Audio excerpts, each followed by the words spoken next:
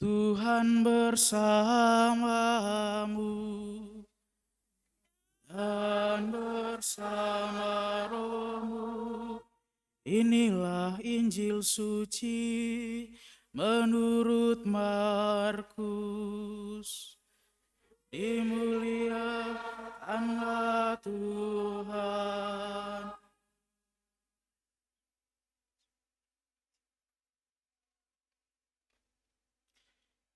Pada suatu hari, Yesus bersama murid-muridnya pergi ke desa-desa di sekitar Kaisarea Filipi.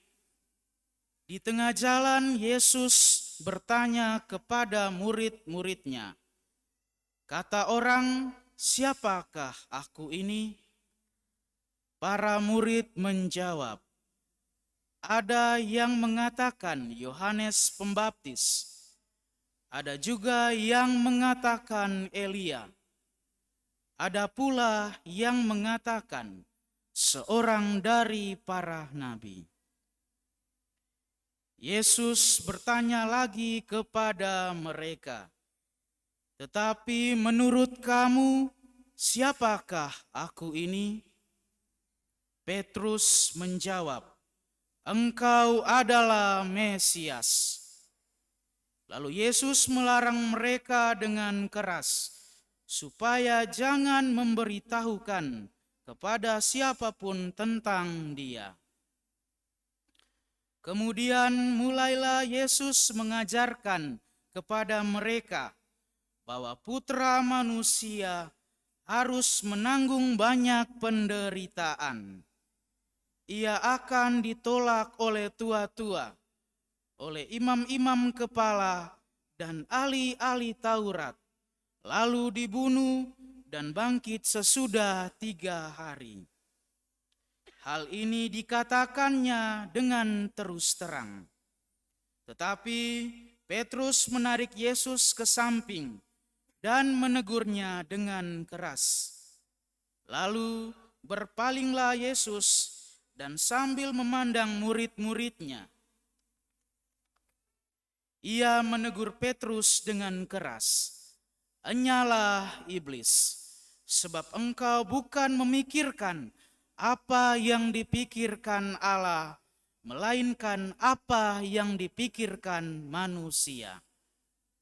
Lalu Yesus memanggil orang banyak dan murid-muridnya dan berkata kepada mereka, "Jika seseorang mau mengikuti aku, ia harus menyangkal dirinya, memanggul salibnya, dan mengikuti aku. Karena siapa saja yang mau menyelamatkan nyawanya, ia akan kehilangan nyawanya. Tetapi siapa saja yang kehilangan nyawanya karena aku dan karena Injil, ia akan menyelamatkannya."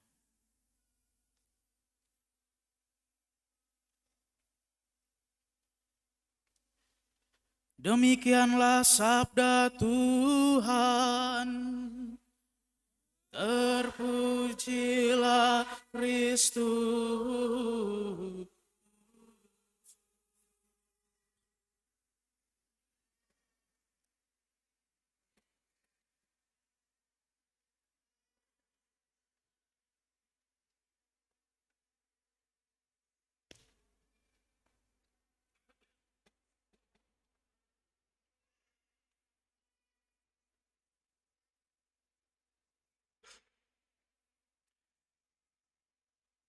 Bapak, Ibu, Saudara-saudari, umat Allah yang dikasihi Tuhan,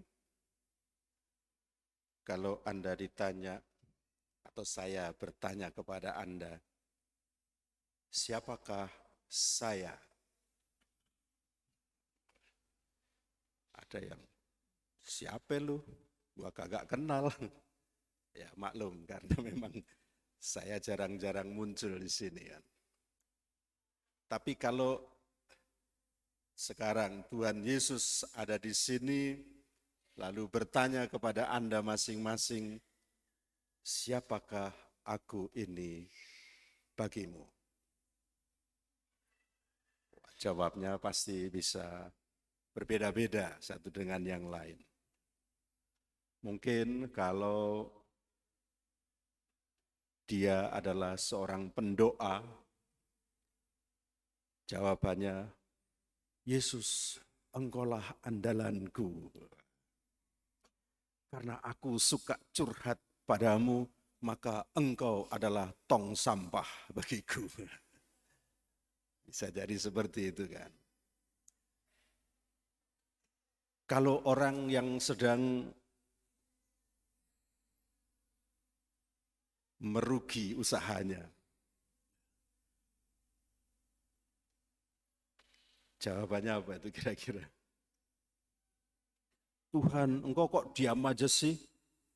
Gua ini lagi bangkrut, kok tidak segera dibangkitkan dari rasa bangkrut ini? Kok diam aja sih? Tulia, aku sudah berdoa berbagai macam cara, tapi kok tetap keadaanku seperti ini saja. Mungkin dia sedikit mengeluh walaupun masih tetap terus berharap. Kalau itu ditanya kepada orang yang suka korupsi atau berjudi, siapakah Yesus bagimu? Jawabannya, Yesus penghalang usahaku. Mungkin saja begitu. Karena Yesus memberikan aturan-aturan hidup baik, hidup jujur, hidup benar di hadapan Tuhan. Maka kalau perilaku kita tidak benar, maka ketika kita harus menjawab tentang Yesus yang diimani, pasti kita akan menolak yang baik-baik, yang benar-benar itu. Sebelum ke sana, saya punya cerita. Dua orang bersahabat, sebut saja namanya Tono dan Tony. Dua orang ini begitu akrab, mereka sudah seperti saudara begitulah. Suatu saat dia mau pergi ke kampung sebelahnya, tetapi untuk menempuh itu dia harus melewati hutan. Ketika mereka berada di tengah hutan itu, tiba-tiba mereka melihat ada seekor beruang. Ketika melihat itu, secepat kilat yang namanya si Tono ini mendorong temannya itu, beruang, temannya jatuh. Lalu dia lari dan kemudian dia memanjat pohon supaya tidak didatangi beruang itu. Tetapi temannya yang didorong tadi itu jatuh, nggak bisa lari. Beruang sudah di depannya. Lalu apa yang dia buat? Dia menenangkan diri sebisa-bisanya, bahkan beruang itu mendekat, lalu dia menahan nafasnya sebisa-bisanya, pura-pura mati. Lalu beruang itu mengendus-endus tubuhnya, sampai di kepala, di telinganya, lalu beruang itu mengira bahwa orang ini sudah mati, lalu kemudian dia pergi untuk mendatangi Citodi yang berada di atas pohon. Beruang tidak naik, tetapi hanya melihat ke atas sambil mengatakan, teman semacam apa kamu ini? Kira-kira begitu. Lalu beruang ini pergi. Sesudah dirasa aman, si Tony turun untuk menghampiri temannya itu, si Tono. Lalu ditanya, Tono bangun, ayo kita pergi karena sudah aman. Tadi itu beruang kayaknya membisikkan ke telingamu. Apa kira-kira yang kamu bisikkan? Si teman yang jatuh tadi mengatakan, beruang tadi mengatakan kepada saya, lain kali jangan berteman dengan dia karena dia tidak setia kepadamu. Oh, ya aku tadi lihat juga bahwa ternyata kamu hanya dilihat saja untuk mengatakan bahwa kamu bukan orang yang setia terhadap sahabatmu yang dalam bahaya. Saudara saya yang terkasih, ada banyak konteks yang perlu kita renungkan dalam bacaan-bacaan yang diwartakan gereja pada minggu ke-24 ini. Namun saya melihat satu sisi dari kesetiaan kita mengikuti Mesias, mengikuti Tuhan Yesus Sang Mesias selama ini. Adakah kita ini disebut orang-orang yang setia?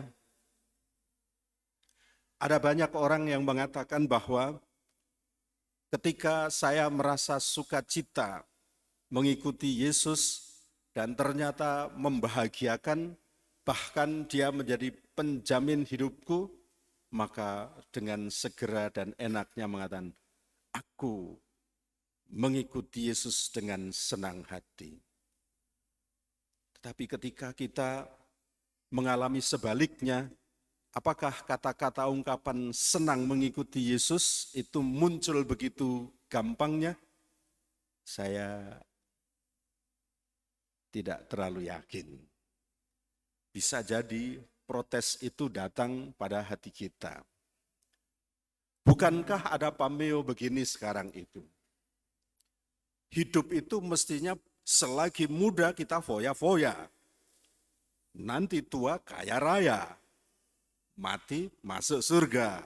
Wah, ini kan pilihan orang yang pengen enaknya saja kan sebetulnya. Tapi apakah semua itu mungkin dapat kita alami?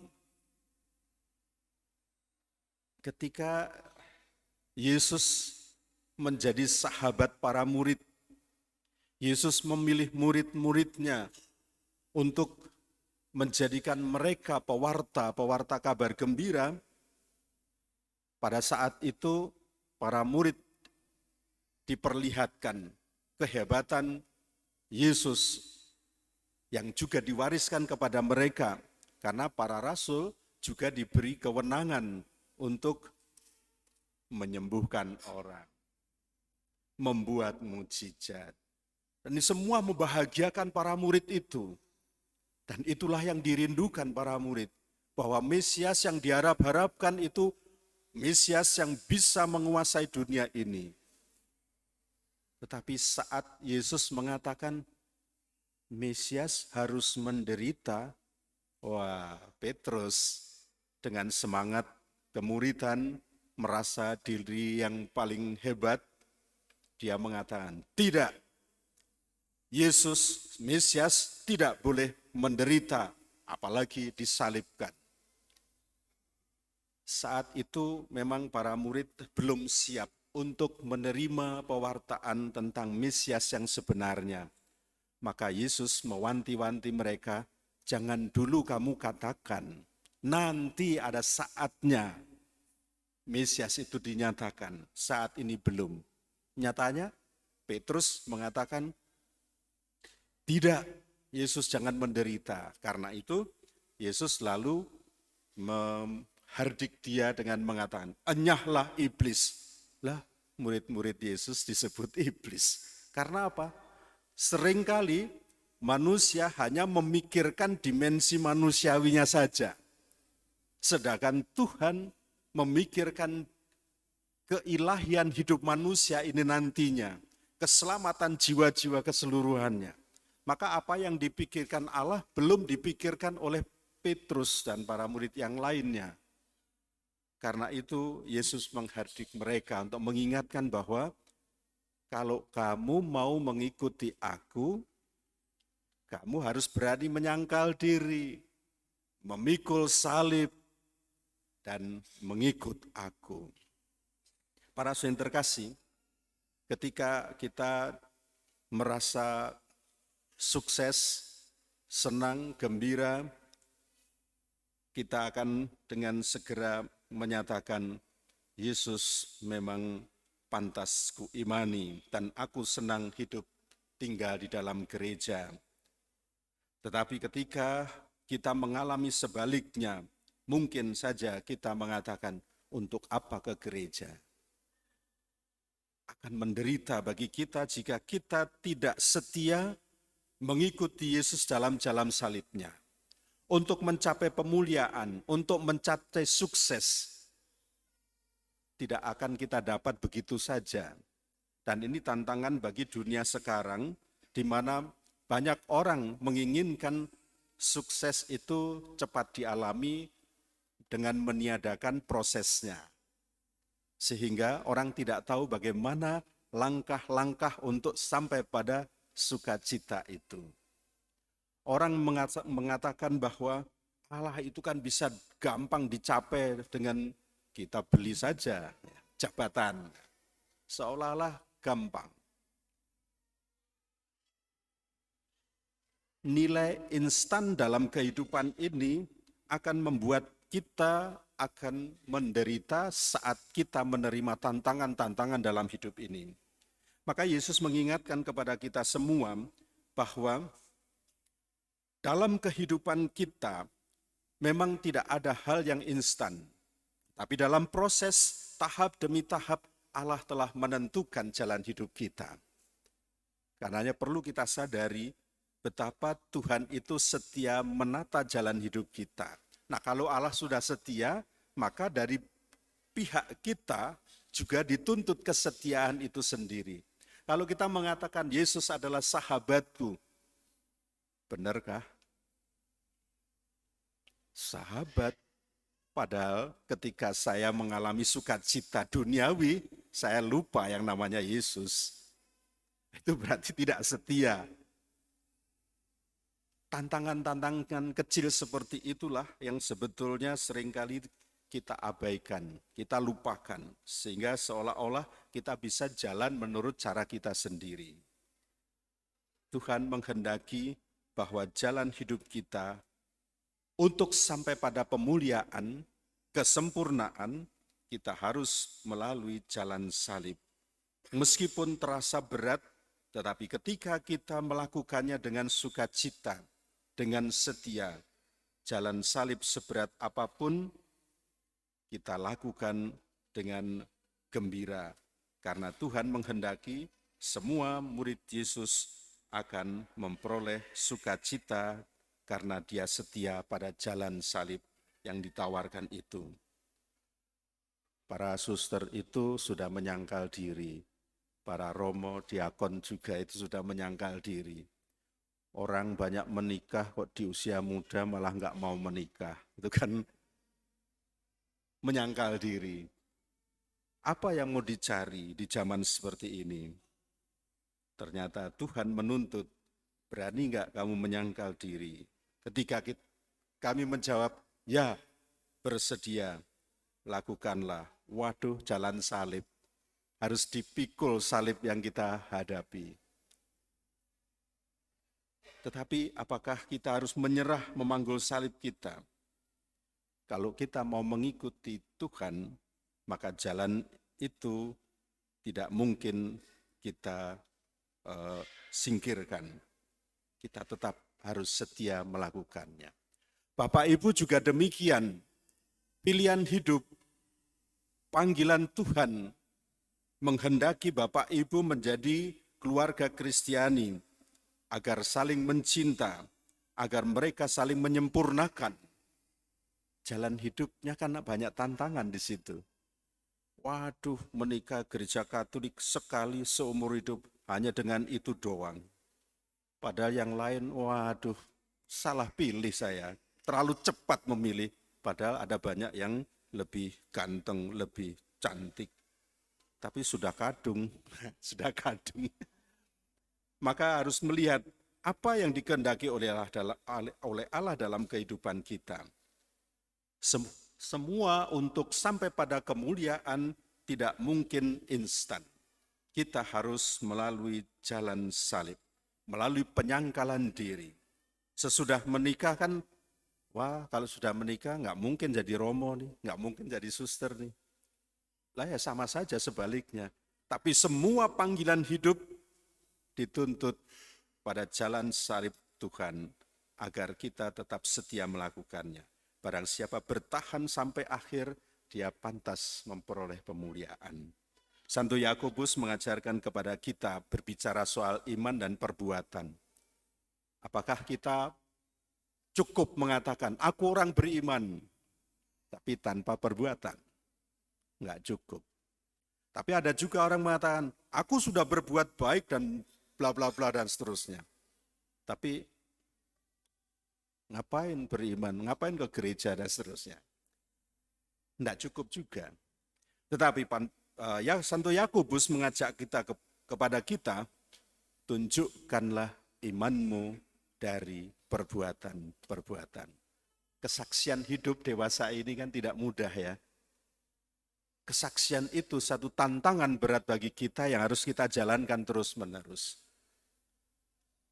Bapak Paus Fransiskus yang baru hadir di Indonesia, pastilah menunjukkan gambaran hidup seseorang yang bersaksi di atas dunia ini. Dia memang tidak bicara soal Yesus Kristus bagi dirinya, enggak. Tetapi apa yang dia imani selama ini, dia tunjukkan dalam sikapnya, dalam senyumnya, dalam tingkah lakunya. Itulah wujud orang beriman yang setia terhadap penyangkalan diri, memanggul salibnya, dan mengikuti Yesus. Semoga kita juga sebagai murid-murid Tuhan, sahabat-sahabat Tuhan, tetap setia mengikuti jalan Tuhan, karena 3 syarat itu untuk sampai pada kesempurnaan yang dijanjikan. Tuhan memberkati kita semua.